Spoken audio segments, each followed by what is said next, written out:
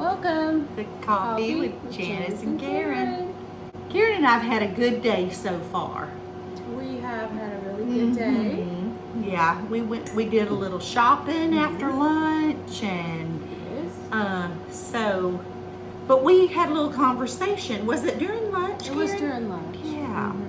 And so we thought, well, we'll just share a little bit about what we talked about. Yeah. Yeah. So if you live any length of time, you go through things that you probably never anticipated that you would have to go through. Yeah. Never even thought to pray about it because it never crossed your mind. Right. And so, and we were just talking about people that we know who may still be really struggling with some really hard things that they've gone through, and that's normal. First. Right. But, I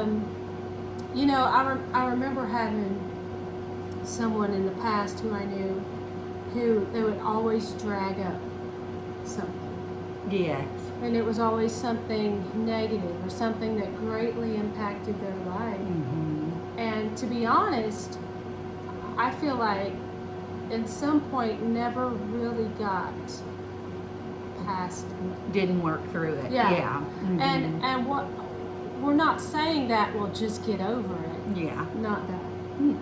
But there comes a time in your life when you're going through something that if you just keep going through the motions of life without addressing what's going on, then I think that you can end up with some underlying issues that happen.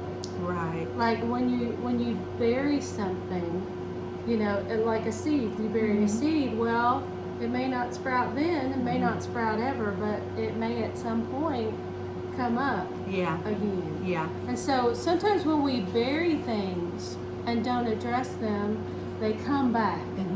And so, Karen, it's really good that you mentioned that, because I had something happen to me as a child, and I kept it a secret. And I was married to my husband many, many years before I really felt like I needed to share that with him. And, after I sat down and shared that with him, it was almost like, it was like it's out, it's done, it's said, it's over with, and I almost feel like there was a healing that came. yes. Yeah, and so, I think sometimes we bury stuff, like you said. And it kind of turns into a little bit of trauma. Yeah. For some people, it can turn into bitterness. Yeah, or it can cause depression in people, or anxiety, or all those things that we hate. But sometimes if we don't deal with the issues that's going on or that happened to us, like you said, in the past, I mean, some people have been physically abused, sexually abused, verbally abused. That's abuse. Yeah, it is. And so, I think that we, at some point, we have to deal with those things. And I think we also talked about we have always understood our value. Yeah. I have always felt like I was a person of value. Yeah, and tell them who you really felt like instilled that in you. I think Amy instilled that in me.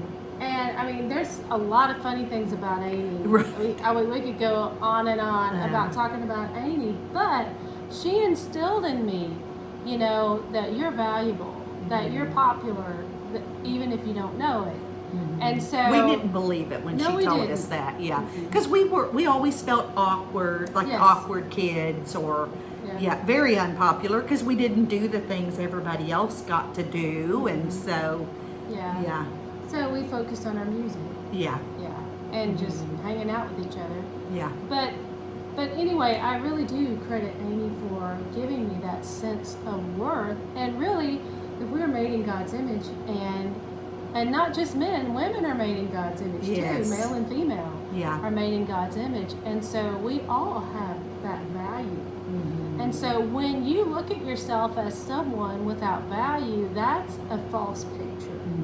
And so that kind of is indicative that there's something that you need to go back and look at, and there's something that you need to fix.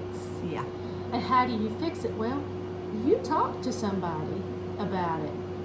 And it's not even meaning that it's something you did wrong. That's not what it means. It just means sometimes something needs to be unburied. Yes. Uncovered and brought to light. And it just kind of fixed. Yeah. A lot of times those things carry shame and embarrassment and all those kind of things. But even still, a lot of those things were not your fault. No. You're a victim of those things. And so, yeah. Yeah.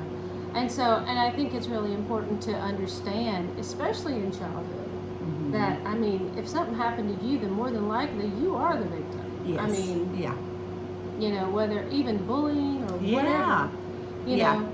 But another way to deal with it, not just confessing it to someone, but taking it to the Lord. Now, there are some things that you may not feel free to talk to anybody about, but you know, the Lord already knows. Yeah. So you're not going to surprise the Lord. And so... And He loves you unconditionally. Unconditionally. And so you can absolutely go to the Lord. Now, I don't mean just like, okay, Lord, I have this. Okay, we're done. No. Sometimes what I'm talking about is an intense time with the Lord. Getting honest. Getting that Bible open. Yeah. And maybe several days. It might take several months of praying about this certain issue that is weighing you down. You got to figure out what is weighing me down. What is taking my value from me? Yeah.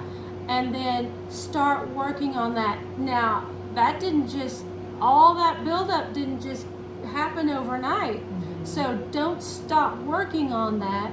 Don't stop taking it to the Lord until you begin seeing, okay, until you know, I know He heard my prayer. Yes. Until you know. Right. Yeah, Karen, we talked about that term that we heard growing up. Yeah. You pray till you pray through. Well, there's something to that. Really is. Yeah. I mean, that means when you pray through, that means there's victory on the other side. There is. And so we can be a victim and we can stay a victim, or we can be a victor. Yes. And so, yeah, I think that that's really the key. And so, and you're right, we can only be that through Christ. Yeah. So some people say you can be a victim or you can be a survivor. Yeah. Yeah. Yeah. And I mean, or you could be a victim or you could be the rescuer. You know, even in your own life. Yeah. You know, with the Lord, you can be the rescuer. Yeah. Yeah. So. Yeah, I almost feel like if we let those things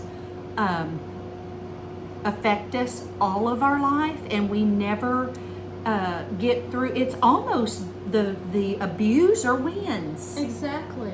And yeah, you know that story about Elizabeth Smart, that young lady that was kidnapped, and you know, she has come a long way. And I would say that she has not forgotten what happened to her. She'll never forget.